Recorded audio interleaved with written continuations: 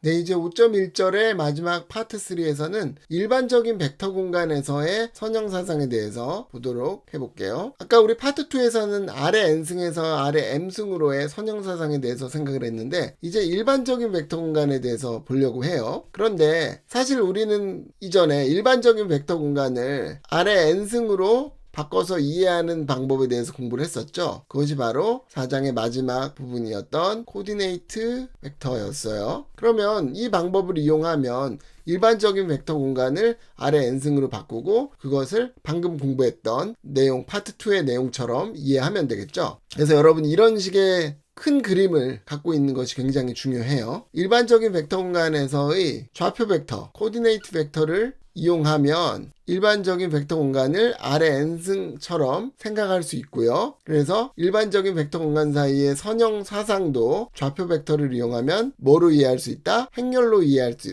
있다라는 거죠. 방금 파트 2에서 아래 n승에서 아래 m승으로의 선형사상은 행렬로 이해할 수 있다 그랬잖아요. 그러니까 일반적인 벡터 공간 사이에서의 선형사상도 좌표 벡터를 이용하면 행렬로 이해할 수 있는 거죠. 예제 한번 볼까요? 이건 미분 도함수에 대한 선형사상을 한번 생각해 볼 건데요. D라는 선형사상, 데리버티브에서 왔겠죠. D는 Pn의 R에서 Pn-1의 R로의 함수예요. Pn이라는 것은 폴리노미얼, 그러니까 다항 함수들의 집합인데 n이니까 차수가 n인 거고요. 성분들은 실수인 거고 P의 n-1의 R이라는 것은 마찬가지로 다항 함수들의 집합인데 차수가 n-1이 되는 거죠. 왜냐? 미분을 하면은 차수가 하나 떨어지기 때문에 그런 거죠. 그래서 fx를 f'x로 보내는 그런 함수를 D라고 할게요. 그러면 PNR과 PN-1의 R의 기절을 먼저 생각해야 될 건데요. 여기서 기전 다르잖아요. 그래서 B와 C로 표현할게요. B는 PN의 R의 기저로서 1부터 X의 N승까지가 되겠고요. 그 다음에 P의 N-1의 R의 기저는 C로서 1부터 X의 N-1승까지라고 쓰면 되겠죠. 그러면 fx라는 것을 이렇게 써주게 되면 f'x는 이렇게 바뀌게 되겠죠. 그래서 중요한 거는 ai가 iai로 되고 차수는 x의 i승에서 x의 i-1승으로 줄게 되겠네요. 그러면 fx의 코디네이트 벡터가 만약에 a0, a1, 땡땡땡 an이라고 하면 t는 이거 열벡터인데 공간을 줄이기 위해서 또 행벡터로 쓴 거죠. 그것은 아래 n 플러스 1승에 있는 그런 벡터가 되겠죠. 왜? 1차, 2차, n차까지 있지만 상수항이 또 있기 때문에 n승이 아니라 n 플러스 1승이 되는 거예요. 그 다음에 f'x의 기저 C로의 코디네이트 벡터를 써보면 x1, 2x2, 3x3, nxn 이렇게 되겠네요.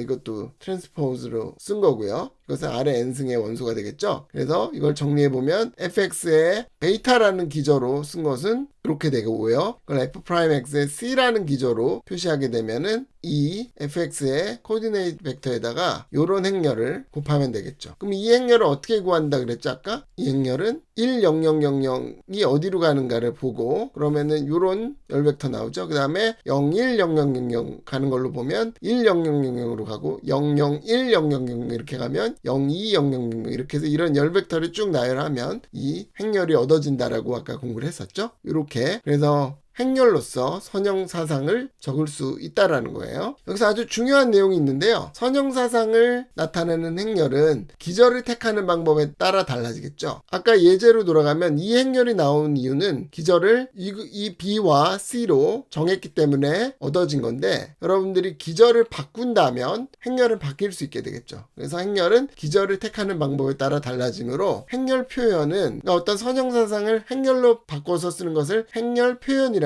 해요. 행렬 표현은 대괄호 뒤에 BC 이렇게 기저를 반드시 표현해 줘야 되는 거예요. 위에 있는 것이 정의역에서의 기저이고 밑에 있는 것이 공역에서의 기저라고 이해하면 되겠죠. 그럼 여러분들이 질문할 거예요. 앞서서 아래 n승과 아래 m승 사이의 선형사상을 이거는 m인데 오타예요. 아래 n승에서 아래 m승 사이의 선형사상 t를 행렬로 나타낼 때 기저 표시 없이 그냥 대괄호 t라고 표현했잖아요. 이렇게 표현한 이유는 뭐냐면 아래 n승, 아래 m승에서 우리가 표준 기저를 사용하기 때문에 기저 표시를 생략하게 된 거죠. 근데 만약에 표준 기저가 아니다라면 여기서도 기저 표시를 해줘야 되겠죠. 그 다음에 마지막으로 이제 선형사상의 합성에 대해서 생각해 볼 건데요. 새 벡터 공간 VWU라는 것의 기저가 BCD가 있고요. 선형사상 T는 V에서 W로의 선형사상, S는 W에서 U로의 선형사상이면 우리가 이렇게 합성함수 S 합성 T를 생각할 수 있겠죠. 이것은 V에서 U로의 선형사상이 된다. 이거는 앞서서 우리가 증명을 해봤었죠. 합성함수도 선형사상이 된다라는 거예요. 그러면 이 선형사상도 행렬로 표현할 수 있을 텐데 그 행렬 표현을 생각해보면 어떻게 할 수 있냐면 S의 행렬 표현과 T의 행렬 표현을 알면은 S 합성 T의 행렬 표현도 쓸 수 있어요. 그것은 어떻게 하면 되느냐? S 합성 T의 행렬 표현은 S의 행렬 표현과 T의 행렬 표현을 곱하면 돼요. 이것이 바로 행렬의 곱셈의 정의하고 연결이 되어 있고요. 행렬의 곱셈을 우리가 각각의 같은 성분끼리 곱하지 않고 좀 복잡하게 정의했잖아요. 그렇게 정의한 이유가 여기에 있다라는 내용이에요. 그래서 합성함수로 이루어진 선형사상에 대해서 우리가 그 행렬 표현을 각각의 선형사상에 대한 행렬 표현을 안다면 쉽게 얻어낼 수 있다라는 거고, 여기서 약간 주의할 점은 기저가 맞아야 되겠죠. 그래서 이 중간에 있는 기저 C가 동일해야만 이렇게 행렬의 검으로 쓸 수 있다라는 것은 주의를 해야겠어요. 이상으로 5.1절의 내용을 모두 마칠게요.